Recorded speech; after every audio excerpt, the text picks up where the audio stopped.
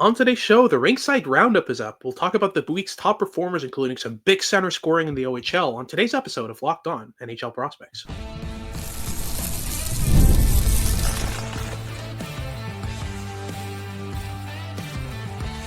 You are Locked On NHL Prospects, part of the Locked On Podcast Network. Your team every day.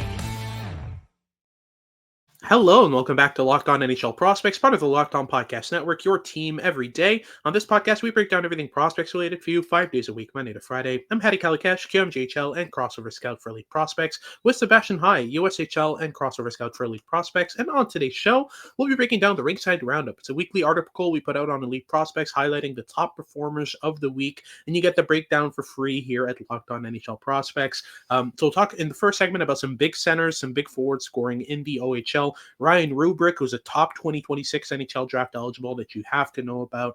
He's been popping off recently. And a 6th-round pick from last year, Kieron Walton, of the Winnipeg Jets, 6'6" forward who's been performing really, really well in the last stretch of games.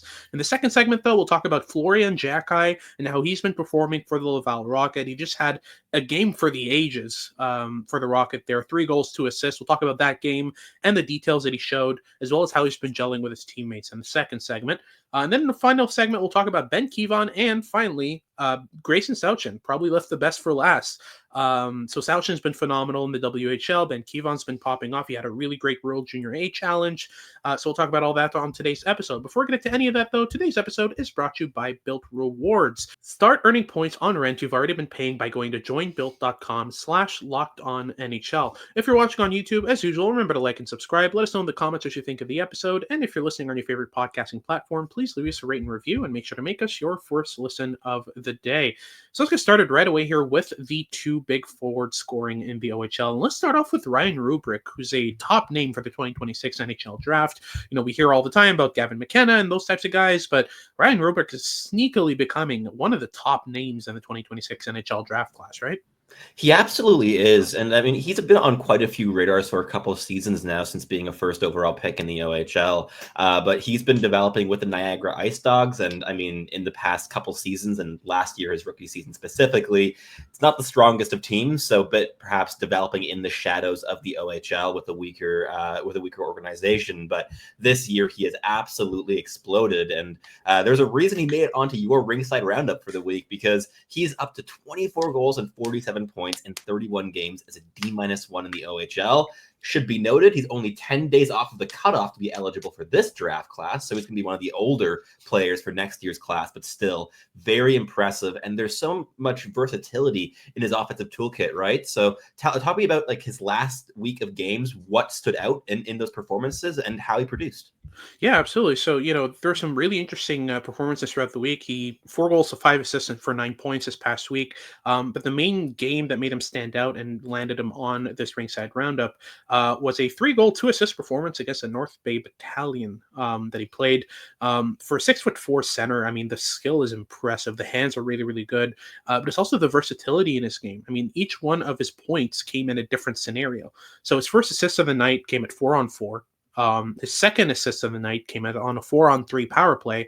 And then the 3 goals he scored, the first one was at even strength. The second was at 5-on-4 power play. And then the last one was shorthanded. Now, the 2 goals that he scored to start off were really, really similar. Kind of these short curl and drag wristers across a defender and far side on the netminder. His shot's really whippy with like a short follow through. So it's really hard to predict for netminders where it's going to land.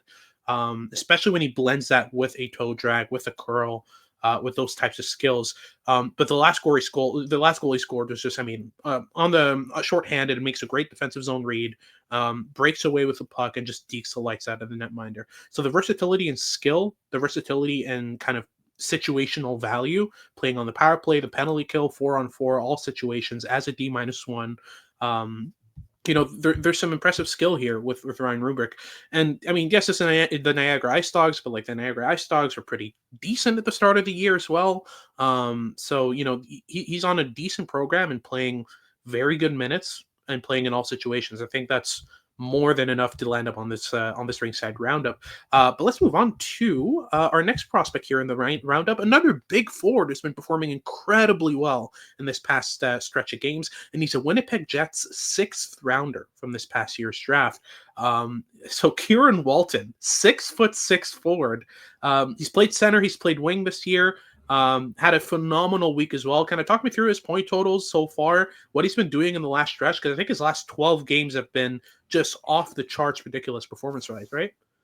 They really have been. And I mean, Walton is one big customer, as you mentioned, 6'6", 212 pounds. He can play down the middle or on the wing. And in these last 12 games, he's logged 30 points, which is not half bad. In the last 5 games, he has 12 points. In the last 10 games, he has 24 points. He's just scoring a lot of points at the minute, and so much of that is being driven through his playmaking ability. This is something that stood out in your viewings for this Rinkside Roundup, and in the passing viewings I've caught of Sudbury this season as well. I've been really impressed with how he's been able to leverage his reach to access playmaking lanes that defenders aren't expecting at the OHL level, and also just a guy who knows how to leverage his puck skills as well. He's a really good puck handler to create space, access it, and he's not the best skater, so he really relies on that passing and handling combination to like dissect defenses and to create offense, because he's never going to skate through or pass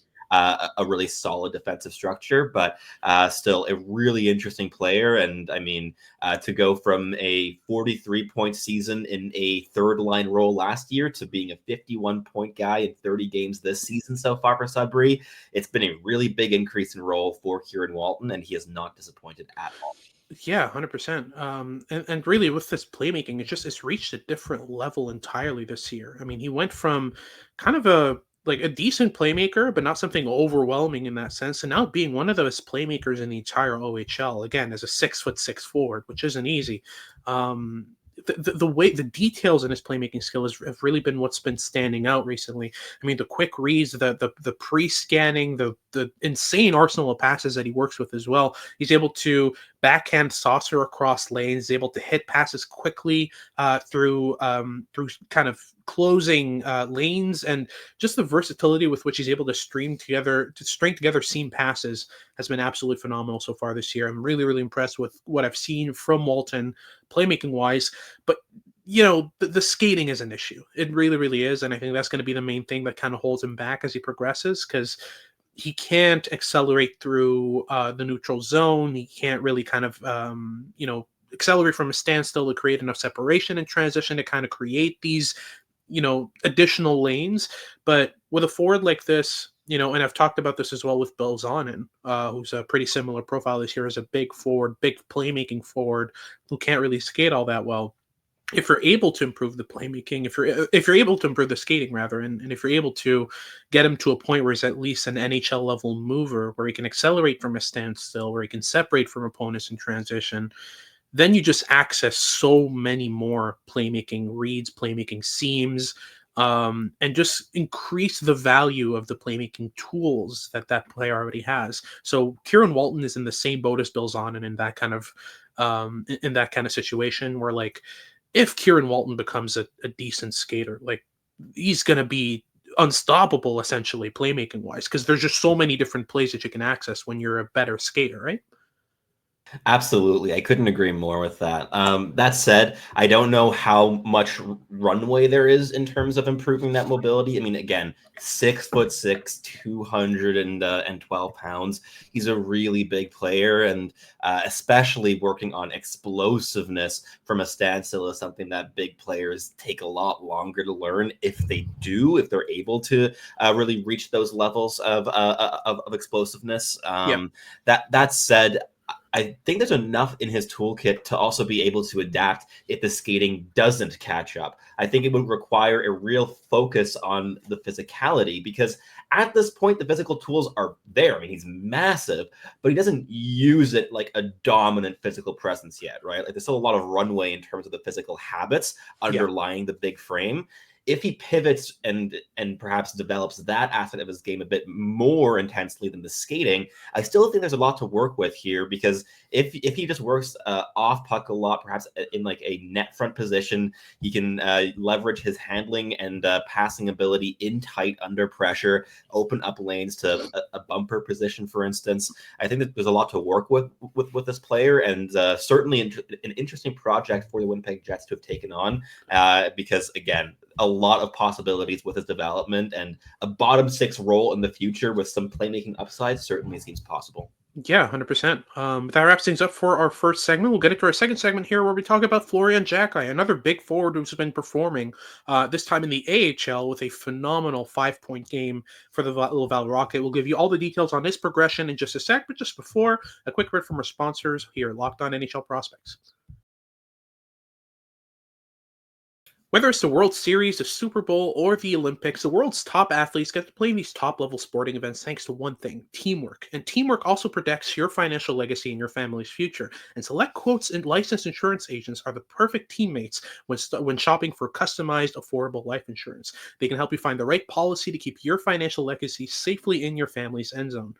Select Quotes is one of America's leading insurance brokers with nearly 40 years of experience, helping over 2 million customers find over $700 billion in coverage since 1985.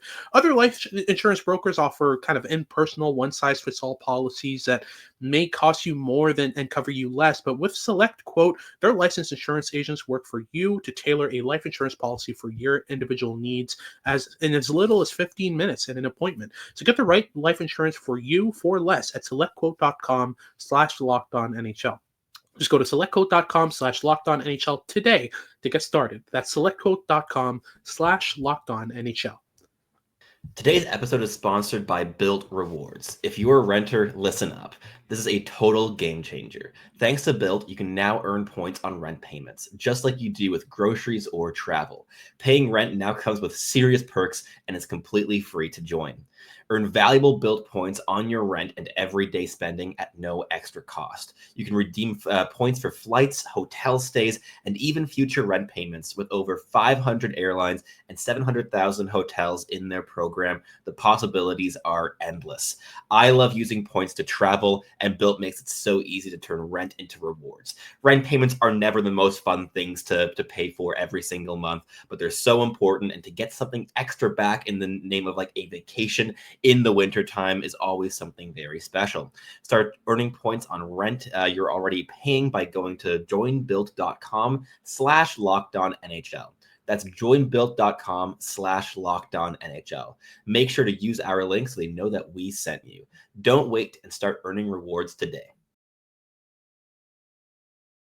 Alrighty, so moving on to our second segment here, we'll be talking about Florian Xhekaj, who's just had a game for the ages for the Laval Rocket, scored 3 goals and 2 assists against the Bridgeport Islanders. A great performance from the young kid. He's a rookie this year in the AHL, playing his first pro season. Hasn't gone so well up until this point. I mean, we can talk about the point totals on his side. Before this game, he only had 3 goals and 2 assists in 25 games on the season, and then just doubled his point totals for the season with 1 game, scoring a hat trick and those 2 assists in a 6-2 win. So, in terms of, let's go back to his draft year, right? Like, Florian Xhekaj was picked in the 2023 NHL draft, I believe, in the 4th round. As a D+1, yes. As a D+1, exactly. And, if you look at what he brought to the game over in Brantford, it's a pretty specific thing. Like, he's a net front worker, big body, physical guy, right? Like that's kind of, he's been building his identity around that for quite some time at this point, right?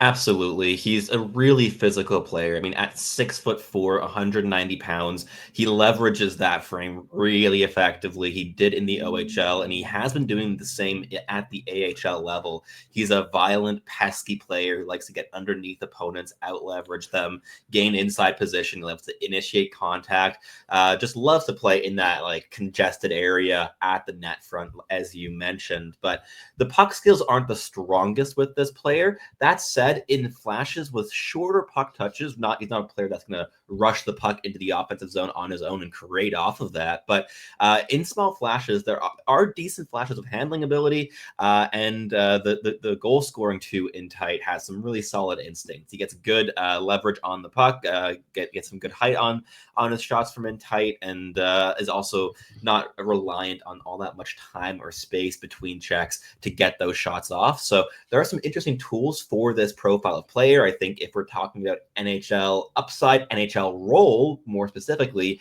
think about a guy like Brian Boyle, for instance, a specialist net front presence who can play on your second power play, plant himself there, wreak some havoc, but isn't going to be a player that necessarily tilts the ice in his team's favor at even strength.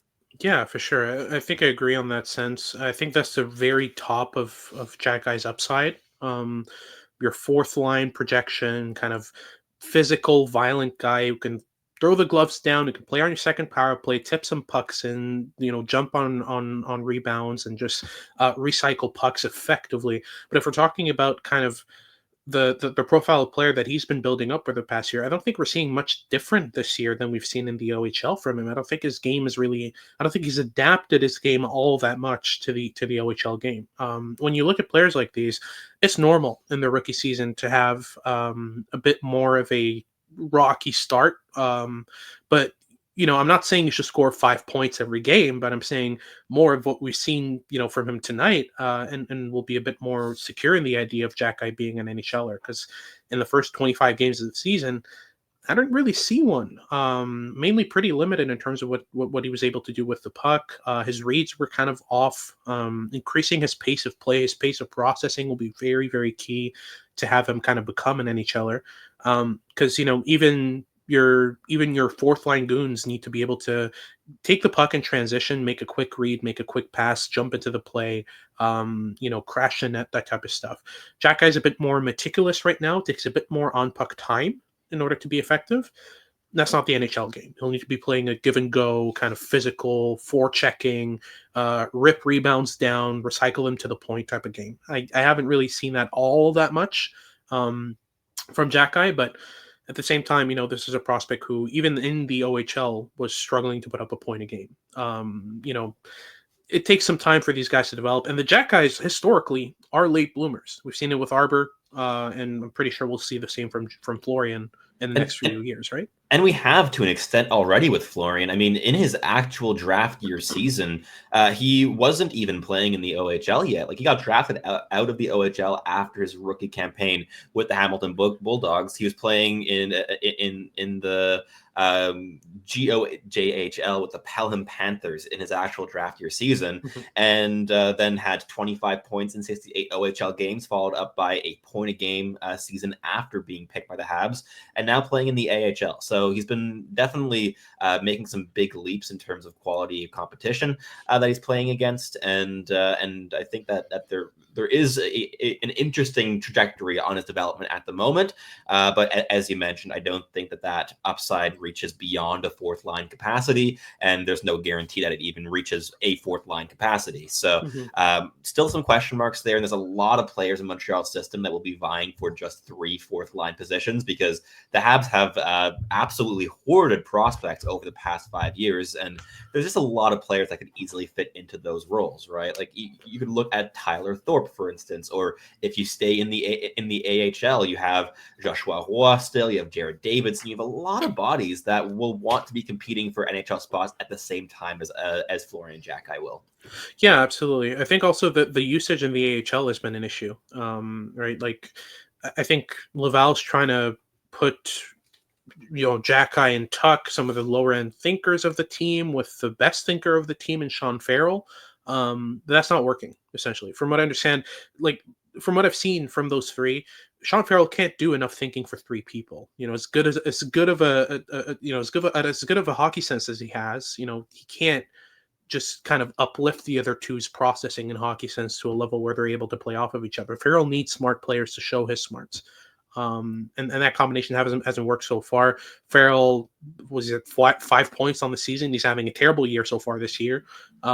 Luke Tuck a bit of the same. Those three have been playing a lot together, and I understand the will to put players with complementary skill sets together.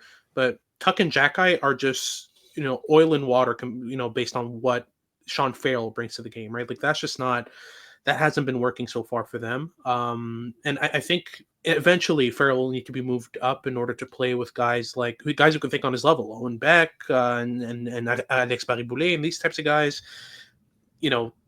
Obviously he hasn't had the best season, so promoting him seems a bit disingenuous. But listen, I think at some point, Luke Tuck and Florian Xhekaj play a similar game and should be, kept together. Whereas if you put a guy like Sean Farrell on that line, like I said, it's oil and water. I don't think it's the same level. Farrell looks up, sees players at where they shouldn't be. So it's a strange situation. But regardless, Florian Xhekaj had a phenomenal game. He deserves to be respected for that. Fantastic game. 3 goals, 2 assists. What more to say? But that's our second segment done. We'll get into our third here, where we talk about a couple more prospects, Ben Kevan and Gracyn Sawchyn. Again, we saved the best for last. Before we get into that, though, a quick word from our sponsors at PrizePicks. Today's episode is sponsored by PrizePicks. If you love sports, you're going to love PrizePicks, the best place to turn your sports knowledge into real money. Whether it's hockey, football, or any other of your favorite sports, PrizePicks makes it easy to get in on the action. You can now win up to 1,000 times your money on PrizePicks. Plus, this holiday season, they're giving away $30+ million in rewards during Picksmas and offering 2 free picks in December. And when your picks hit, PrizePicks makes it easy to cash out. You can get your money in as fast as 15 minutes. This week on PrizePicks, I am eyeing the hockey board, looking at Jack Hughes for more than 4 shots on goal and Artemi Panarin for more than 1 assist. It's so simple to make my picks and have fun with friends while potentially cashing out fast. Download the app today and use code LOCKEDONNHL to get $50 instantly after you play your first $5 lineup. That's right, $50 instantly. PrizePicks, run your game. Alrighty, so let's close things off here with the final segment. We'll be talking about Ben Kevan and Gracyn Sawchyn. Before we get into that, though, just a quick shout out to Kevan He, who becomes the first Chinese-born prospect, first Chinese-born player ever to get an entry-level contract from an NHL team. He's officially signed to the Winnipeg Jets. Good for Kevan He. He's been having a phenomenal year so far in the OHL and is more than deserving of the honors. So congratulations to Kevan. History in the making. It's great to watch. But let's move on to the final 2 prospects here from this Rinkside Roundup. First and foremost, Ben Kevan, who's been having a great season so far, on and off with Des Moines in the USHL, but phenomenal World Junior A challenge for Ben Kevan. Talk me through his performances, how many points he scored, all that good stuff, and what the NHL world should expect from Ben Kevan as a 2025 NHL draft eligible. There's a lot to like with this player. He's actually been really good with Des Moines in the USHL so far this season. He's a point a game there with 6 goals and 16 points in 16 games. The bigger question mark or I guess hurdle for the player has been that there's been no consistency of where he's been playing in the last 2 months. He's been bouncing between Des Moines, the NTDP, back to Des Moines, then the NTDP, then the World Junior A championships. Like, he's been bouncing all over the place. So there hasn't really been that consistency to get his gears running and just the chemistry building with his line mates. But as you mentioned, at the World Junior A championships for Team USA, he was fantastic. He was second in tournament scoring, only behind Ivar Stenberg, who is a name to keep ears out for and eyes on for the next couple of seasons. Definitely an intriguing prospect there as well. But to have dominated this tournament for Team USA was really impressive for Kevan, especially after a perhaps less impressive stint with the NTDP, where he was playing on a second line at the CHL NTDP showcase, and he was just parachuted into that role with no chemistry with any of the players and looked a bit lost as a result of that. But yeah, he's a really intense, skilled, dynamic player who loves to showcase his creativity, try things out, and it just really likes to explore the outer ranges of his toolkit, whether it be the plays he can make at the highest of paces. Like loves to cut inside, loves to go and initiate some contact, even though he's not the biggest of players. There's a lot of elements that are really projectable and really intriguing to work with this player. But what stood out to you in your viewings of him? Because I've been watching him for months now, but what stood out with a focus on just his performances this past week? Yeah, so it's how experimental he is. Like you said, he pushes the outer limits of his skill set, and he keeps trying different things and keeping what works and abandoning what doesn't. But he's also kind of figuring out what works in which scenario. When he's cutting in from the right, is cutting inside on his backhand the best idea? When the defenseman is placed this way or that way, you can see him. You can see his brain working as he plays, and as he tries things, which is very impressive. And for me, it's the biggest kind of predictor for success when it comes to these bit more raw, skillful forwards. When it comes to prospects who haven't figured out, positional sense, structure, chemistry with consistent teammates, experimentation is really, really key in order to figure out what works and what doesn't. And Kevan being able to consistently display the willingness to push his own limits, to see what's going on, to see what works and what doesn't, I think is the best indicator for future success. For me, based on what I've seen from him so far this season, I see a first round pick. I definitely see a prospect who has all the skills, all the tools in order to progress into a better player. And he's kind of in a different boat than John Mustard, for example, last year. Like John Mustard came in and out of my first round last season, but Mustard was very much kind of trying the same things every game. That's the main difference for me. They're both kind of these raw, skillful forwards, but Kevan's trying everything, whereas Mustard has a script that he follows pretty much to the letter of a game, right? I think that's the main difference between the two. Yeah, the predictability, really. Like Benjamin Kevan he tries so many different things. It's very difficult to predict, and the skill level on puck paired with the mobility are also, in my opinion, like an extra gear above that of John Mustard. Mustard's like pure speed is certainly faster than Benjamin Kevan's is, but the way that Kevan's able to layer the handling, the thinking, and the skating all into one cohesive pace is a lot more projectable than John Mustard was last season, in my opinion. And we've seen Mustard struggling a little bit more at the NCAA level. But talk me through the final prospect of the day here, who has some stylistic similarities to Benjamin Kevan in terms of being really skillful, wanted to explore the outer limits of his toolkit, but is obviously also a couple years older here. So we have Gracyn Sawchyn of the Edmonton Oil Kings, a second-round pick of the Florida Panthers in 2023. How's he been doing recently? Yeah, so Sawchyn's been really, really impressive so far in the last stretch. I'm honestly astounded that he didn't get the invite to Team Canada's World Juniors roster, because he's been one of the WHL's best forwards this season. Just phenomenal performances every single game. The details in his offensive game are just ridiculous.